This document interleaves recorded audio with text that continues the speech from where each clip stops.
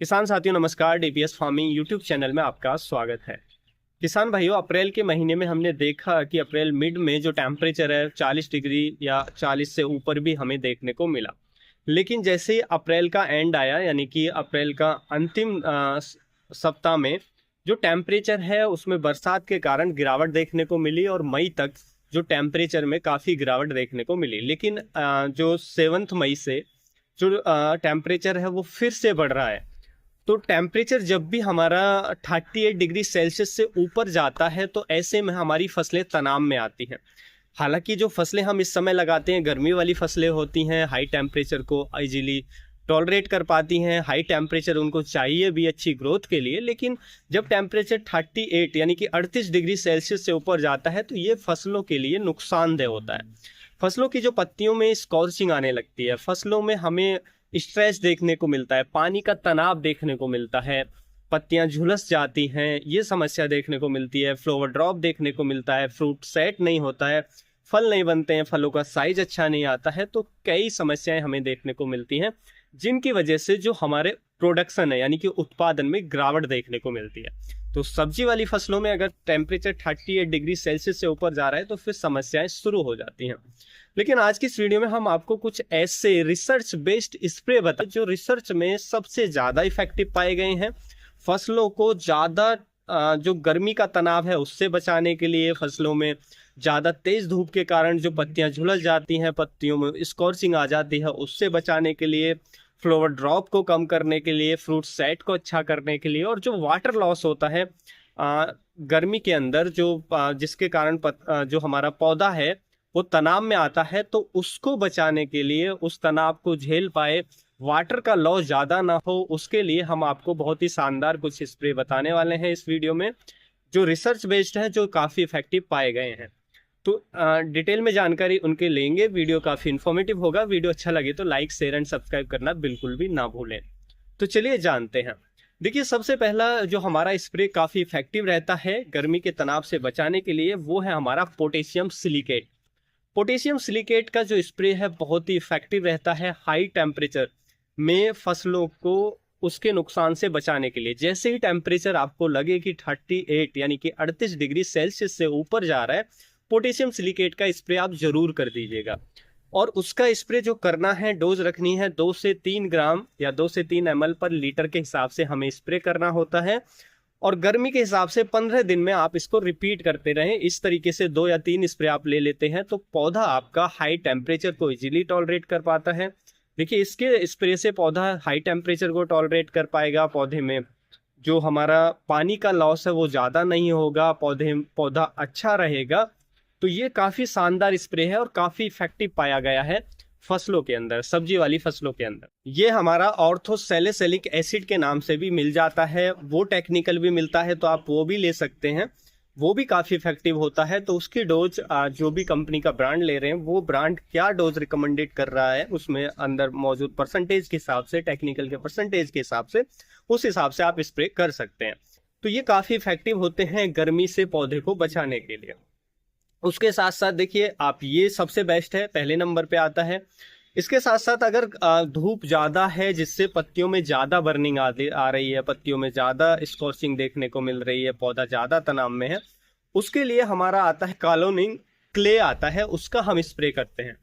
कालोनिन जो क्ले होता है ये हमें एग्रीकल्चर ग्रेड का मिल जाता है। तो इसका हमें ये जो हमें स्प्रे करना होता है 20 से 25 ग्राम पर लीटर पानी में मिलाकर स्प्रे करना होता है। इसके स्प्रे से क्या है कि पत्तियों पर एक वाइट परत आपको देखने को मिलेगी इसके स्प्रे के बाद।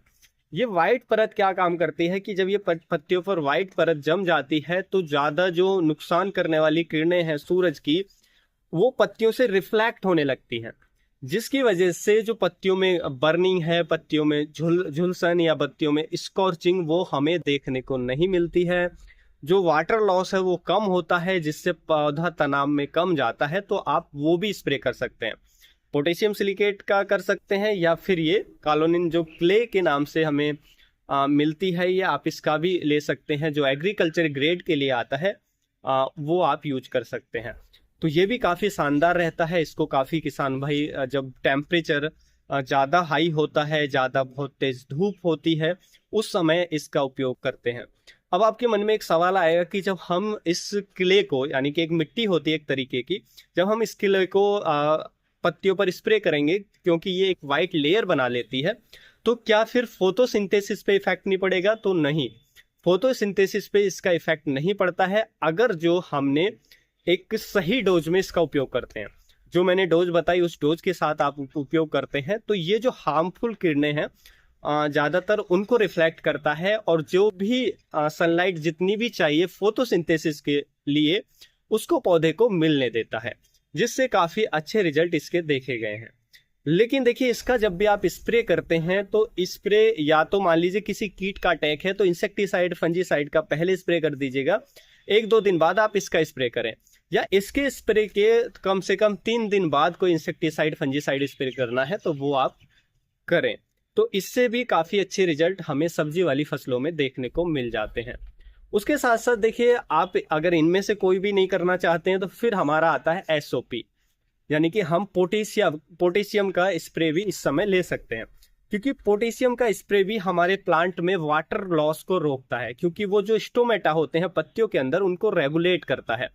जब पानी ज़्यादा लॉस होता है तो वो स्टोमेटा को बंद कर देता है, क्योंकि वो जो पोटेशियम है वो ही स्टोमेटा को रेगुलेट करता है। तो जब स्टोमेटा यानी कि पत्तियों में जो छोटे छोटे छिद्र होते हैं वो बंद हो जाते हैं, तो वाटर लॉस ज़्यादा नहीं होता है, जिससे पौधा तनाव में नहीं जाता है। वैसे भी पौधे को तनाव से निकालने के लिए पोटेशियम बहुत ज़रूरी होता है।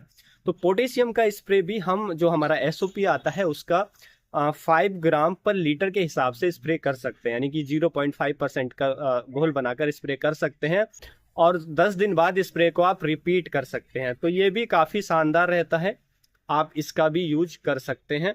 और देखिए, ये फलों के साइज को बढ़ाने के लिए, पत्तियों को स्ट्रॉन्ग करने के लिए भी SOP बहुत उपयोगी होता है, और ये फ्लावर ड्रॉप को रोकने के लिए बेहद ही इफेक्टिव होता है। अगर ज़्यादा फ्लावर ड्रॉप आपको देखने को मिल रहा है गर्मी के तनाव के कारण, गर्मी के अंदर, तो SOP का स्प्रे ले सकते हैं, वो फ्लावर ड्रॉप को भी कम करेगा, तो पौधे को तनाव से निकालेगा, फ्लावर ड्रॉप को कम करेगा, फलों का जो साइज है उसको भी बढ़ाने में हेल्प करेगा। तो ये सब काम करता है। तो इनमें से कोई भी एक स्प्रे आप ले सकते हैं, जो भी आपके पास इनमें से अवेलेबल हो इजीली, वो आप इस समय स्प्रे करके, और जो गर्मी का तनाव है, हाई टेम्परेचर का तनाव है, उससे फसल को रिकवर कर सकते हैं और बचा सकते हैं। अब देखिए, नेक्स्ट वीडियो में हम बताएंगे कि अगर फसल पहले से तनाव में आ चुकी है, झुलस चुकी है, उसकी रिकवरी के लिए हम क्या स्प्रे कर सकते हैं, वो हम नेक्स्ट वीडियो में बताएंगे। ये तो हमारे जो स्प्रे हैं वो प्रोटेक्ट करने के लिए हैं, हाई टेम्परेचर से, ज़्यादा धूप से प्रोटेक्ट करने के लिए मैंने आपको स्प्रे बताए थे। लेकिन अगर तनाव में है, फसल की ग्रोथ नहीं आ रही है, तो रिकवरी के लिए फिर क्या स्प्रे कर सकते हैं? बहुत ही शानदार स्प्रे है, जिससे रिकवरी फास्ट होगी, फ्लावरिंग अच्छी होगी, अगर वेजिटेटिव स्टेज में है तो ग्रोथ स्टार्ट हो जाएगी, फॉलिएज अच्छा होगा, जो हमारा लीफ का कलर है वो ग्रीनिश होगा, फसल अच्छी होगी, और अगर फ्लावरिंग फ्रूटिंग स्टेज में है तो फ्लावरिंग स्टार्ट हो जाएगी, फ्रूटिंग स्टार्ट हो जाएगी। ये सब बेनिफिट देखने को मिलेंगे, तो वो हम नेक्स्ट वीडियो में बात करेंगे। तो उम्मीद है किसान भाइयों, जो आज की जानकारी है आपको अच्छी लगी होगी। जानकारी अच्छी लगी तो वीडियो को लाइक, शेयर एंड सब्सक्राइब करना बिल्कुल ना भूलें। फिर मिलेंगे हम आपको ऐसी ही इन्फॉर्मेटिव वीडियो के साथ, तब तक के लिए आप अपना ख्याल रखें। धन्यवाद।